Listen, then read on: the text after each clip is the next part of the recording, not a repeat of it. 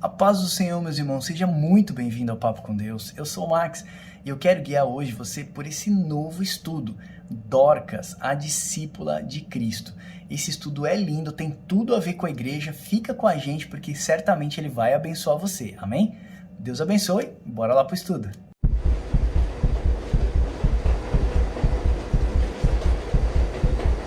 Pra cá, vamos começar esse estudo que ele tá lindo. Eu vou pedir para você começar lendo em Atos dos Apóstolos 9, 36 ao 42. Essa história é maravilhosa. Óbvio que você não deve ter ouvido falar ainda de Dorcas, tá? Dorcas é uma passagem bem rápida que acontece por Atos dos Apóstolos, assim, pouco as igrejas pregam sobre isso. E eu quero trazer para você aqui não só uma revelação, mas assim uma história muito linda de uma pessoa que tem um coração piedoso, amém? Então vamos começar aqui em cima, ó, Dorcas, nós vamos fazer assim, ó, 1, 2, 3, 4, 5, tá? Então tá um pouquinho espalhado, mas eu vou puxando a seta e nós vamos fazendo isso daqui junto. Ó, Dorcas, ela é um exemplo de coração piedoso, caridoso. Então vamos entender primeiro quem é Dorcas pra gente poder entender o que aconteceu com ela e a revelação que Deus tem pra gente.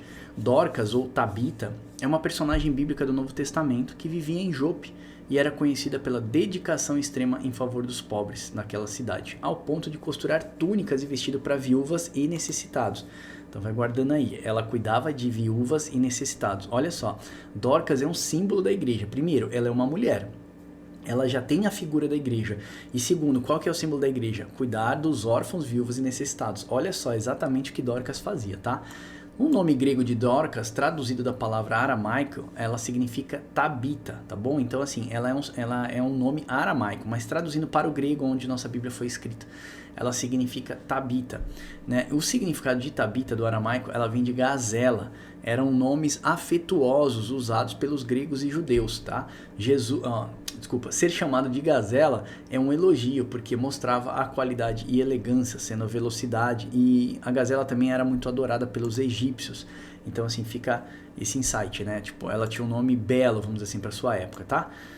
Jope fica em Tel Aviv, mas antigamente foi um porto de onde saiu Jonas para pregar em Nínive. Lembra disso? O profeta Jonas, ele foi pregar em Nínive e ele saiu dessa cidade chamada Jope. Então vamos lá, Dorcas, Dorcas é uma mulher, então ela é o símbolo da igreja, ela cuidava exatamente de viúvas, órfãos e necessitados.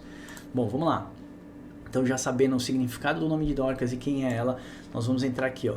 O que Dorcas tem a nos ensinar? Ela tinha um caráter notável, realmente ela procurava obedecer os mandamentos divinos do Senhor, cuidando do próximo, enfim, fazendo as obras aos necessitados, né?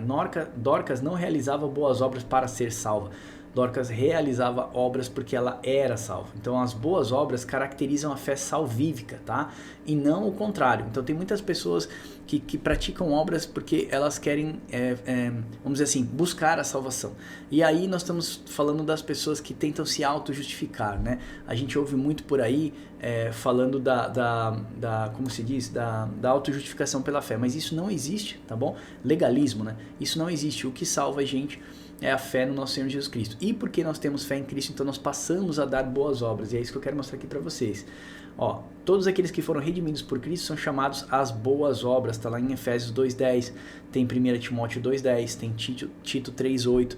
Hoje nós vamos deixar aqui uma chuva de versículos. Começando aqui por Atos, depois desses versículos mostrando que todo aquele que nasce, ele é chamado para dar boas obras.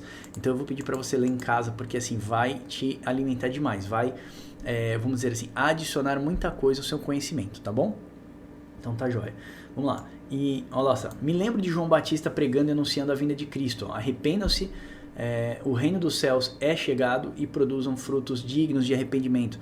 Tá lá em Mateus 3, 1 a 12. João Batista sempre pregava, né? Arrependam-se e deem frutos de convertido. Então, isso já é uma máxima pra gente, né? Uma vez que você se arrepende, você passa a tornar os seus caminhos diferentes. Você está indo para a esquerda, então você vai para a direita. Obviamente você vai começar a dar frutos de pessoa arrependida, tá bom? Então a vida de arrependimento gera bons frutos para o reino. O amor de Deus e ao próximo são expressos através de atitudes diárias na vida do cristão. Então assim, eu amo, mas eu não tenho atitude de amor. Então assim, não quer dizer que você ama, tá bom? Nós somos exatamente aquilo que nós damos fruto, nós geramos, tá? Isso é o caráter que está em nós, amém? Dorcas era discípula de Jesus. E aí por que eu quero dizer isso? Porque tem alguns teólogos que apontam um texto bíblico que parece que Dorcas foi evangelizada por Filipe. Tá bem aqui, ó. Dorcas possivelmente tenha sido uma das pessoas convertidas através do ministério itinerante do evangelista Filipe. Você vai ver lá em Atos 8:40. Parece que Filipe vai pregar por aquela região em Jope e depois começa a colher os frutos. E Dorca pode ter sido um dos frutos do ministério de Filipe, um ministério itinerante de Filipe, quando ele passou lá por Jope. Amém? Então vamos fazer aqui em cima. Dorcas morre e é ressuscitada. Aconteceu de Dorcas adoecer e morrer. Havendo grande comoção, 2 homens foram enviados a Lida, onde estava o apóstolo Pedro, e chamaram para ele ir até Jope. Chegando lá, Pedro encontra as viúvas chorando e mostrando os trabalhos de Dorcas e como ela era piedosa e de importância. Pedro, então, tirando todos da sala, ajoelhando-se, orou e disse: Tabita, levanta-te. Isso já nos faz lembrar Jesus ressuscitando, né, a filha de Jairo, que está lá em Marcos 5:43, do 34 ao 43. Então parece mesmo que Pedro estava alinhado com o que Cristo fizera em outra ocasião. Você vê que é o mesmo cenário, né? Só que agora é Pedro. Pedro tira todos da sala, ajoelha na cama e aí ele fala: Tabita, levanta-te, né? Então assim, Jesus fez isso e aí parece que Pedro já estava intimamente já ligado com esse ato de Cristo, tá? Dorcas é um tipo de igreja. Qualquer ilustração de Dorcas com a igreja não é mera coincidência, né? Então Dorcas como igreja que serve, que cuida, que gasta o seu tempo com vidas, ela estava preocupada em abençoar vidas. Dorcas costurava para as viúvas necessitadas. Isso já me faz lembrar de Paulo quando ele disse em 2 Coríntios 2:11-2: porque zelo por vós com o zelo de Deus, visto que vos tenho preparado para vos apresentar como virgem pura a um esposo só, que é Cristo. Olha só que bênção. Então assim, Dorcas, ela é um tipo de igreja. A igreja está cuidando de órfãos e viúvas para apresentar a Deus, todas em perfeita fé e santidade. Dorcas cuidava das vestes das mulheres. Agora, olha esse insight, que legal. A Dorcas, ela costurava para as mulheres, então ela cuidava da veste das mulheres. E vestes nas escrituras apontam o quê? Para a santidade. A igreja estava cuidando dos novos convertidos. Então eu quero dar esse insight para você, que Dorcas, como símbolo da igreja, ela cuidava das vestes das pessoas da igreja, ou seja, ela estava cuidando da santidade da igreja. E essa é a missão hoje do corpo de Cristo: santificar o corpo para o Pai, né? Santificar o corpo que é a morada do Pai, e o Pai é santo. Importa então que nós também sejamos santos, tá? A igreja estava santificando os novos convertidos. Podemos ver isso também em Apocalipse 16:15. Olha só esse versículo: eis que venho como ladrão, bem-aventurado aquele que vigia e guarda suas vestes, para que não ande nu e não se veja a sua vergonha. Então vestes, né, é símbolo de santidade. Se você não tem as vestes, é símbolo do quê? De nudez. Nudez é pecado. Então quando você mostra a sua nudez, é um símbolo do pecado. Você vê que quando Adão e Eva eles pecam no paraíso, a primeira coisa que Deus faz é cobrir as suas nudez. Então estar sem vestiduras na presença do Senhor é símbolo de vergonha e de pecado. Dorcas cuidava exatamente disso. Cuidava da vestimenta das mulheres e da igreja. Então, nessa história nós vemos 2 homens indo buscar Pedro para ressuscitar Dorcas. Não temos relato dos 2 homens que vão até Lida, né? São 2 homens. Nós podemos comparar então, ou seja, quando a igreja está morta, aqui nós podemos fazer um paralelo com o Apocalipse, com as 2 testemunhas que vêm ressuscitar Dorcas na última hora. Olha, Dorcas morre. Esses 2 homens são enviados até Lida para chamar Pedro, para ressuscitar Pedro, assim como pedra, né, vamos dizer assim, como símbolo de Jesus Cristo, que é a pedra fundamental. Os 2 homens vão chamar Pedro para ressuscitar Dorcas. E aí esses 2 homens são comparados com as 2 testemunhas que tocam trombetas, né, e anunciam a vinda do Senhor Jesus Cristo. Por quê? Porque a igreja na última hora, a gente sabe que a igreja na última hora ela vai estar dispersa. A Bíblia fala, e Jesus Cristo fala também, que tipo assim, se os dias não fossem abreviados, até os escolhidos se perderiam. Então assim, a igreja na última hora vai estar fria. Nós vemos isso na parábola das 10 virgens. As 10 dormem, tanto as nécias quanto as prudentes. Elas dormem, mas são despertadas pelo grito da meia-noite, né? Que a gente compara com as 2 testemunhas do Apocalipse. Tá? Então assim, Dorcas é desperta na última hora e é ressuscitada, ou seja, ela passa novamente a ressuscitar e ela passa a cuidar das vestes, das vestiduras das mulheres, né? Novamente ela volta para os seus afazeres. A mesma coisa, o símbolo da igreja que ressuscita na última hora e ela começa a buscar a sua santidade. Então a gente pode fazer um paralelismo aqui fantástico com a vida de Dorcas, tá? A ressurreição da igreja. Então eu quero fazer comparação e dizer que Deus está levantando a nossa geração para resgatar a igreja novamente. O Senhor tende a nos preparar para sermos as suas testemunhas. O Evangelho de Cristo, aqui embaixo, o Evangelho de Cristo é a respeito de redimir o homem com Deus. e não sobre prosperidade. Agora aqui em cima, ó. Irmão, Deus conta comigo e com você para sermos baluartes da verdade do Evangelho. Eu sempre falo isso nos estudos e é bom a gente bater forte para que todas as pessoas que sigam a gente ou façam os nossos estudos saibam que o objetivo real do Evangelho de Cristo é transmitir redenção.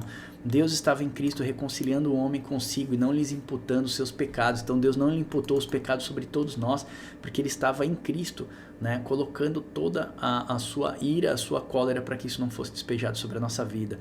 Essa é a mensagem da cruz do Evangelho, o arrependimento. Devemos chamar o mundo para o arrependimento.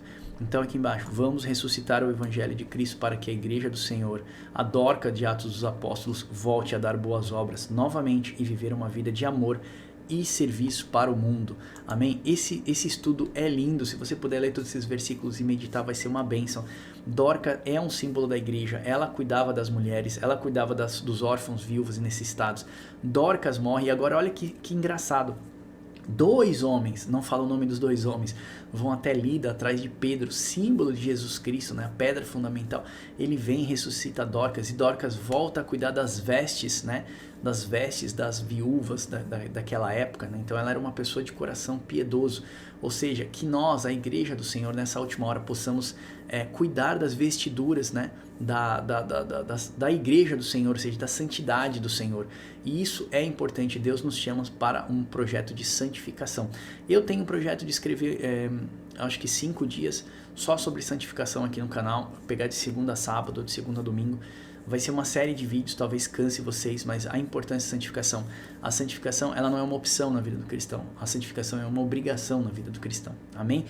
Esse estudo está maravilhoso. Eu vou pedir para você clicar aqui embaixo, baixar esse e-book para que você possa utilizar ele na sua igreja, nos seus grupos de estudo. Se você é novo por aqui, eu vou pedir para você, por favor, se inscrever aqui no canal e tocar o sininho para receber notificação. Nós tivemos alguns problemas com o YouTube, então se você puder checar a sua notificação, você vai abençoar bastante a gente. Aqui embaixo, também na descrição do vídeo aqui no YouTube, eu vou deixar para vocês as listas de WhatsApp e de Telegram, para a gente poder bater um papo, continuar fazendo perguntas se você tiver alguma dúvida, e o WhatsApp para você receber os estudos no conforto do seu celular também. Amém?